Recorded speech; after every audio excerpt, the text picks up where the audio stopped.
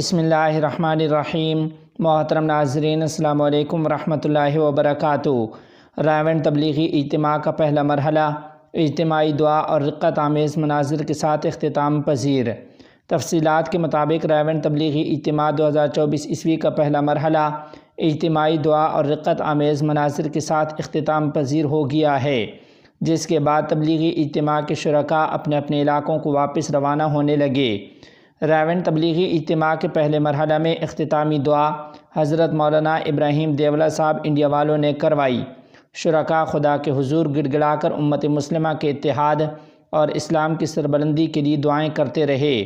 عالمی تبلیغی اجتماع میں حضرت مولانا ابراہیم دیولہ صاحب دامت برکاتہم نے خطاب کرتے ہوئے کہا کہ مانگنا اللہ تعالیٰ سے ہے اور دینا بھی اللہ تعالیٰ نے ہے۔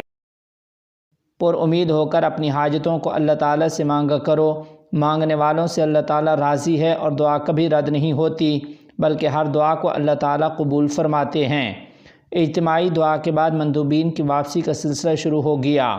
تبلیغی اجتماع کا دوسرا مرحلہ انشاءاللہ 7 نومبر کو شروع ہوگا۔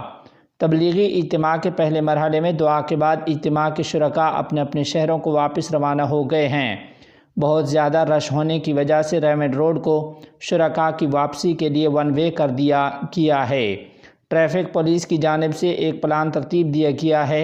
اس حوالے سے CTO لاہور عمارہ اطہر کا کہنا ہے کہ سب سے پہلے موٹر سائیکل سٹینڈز اور رکشہ سٹینڈز خالی کروائے جائیں گے، جبکہ دوسرے مرحلہ میں کاریں اور ویگن سٹینڈز، بسیں اور ٹرک سٹینڈز آخر میں خالی کروائے جائیں گے۔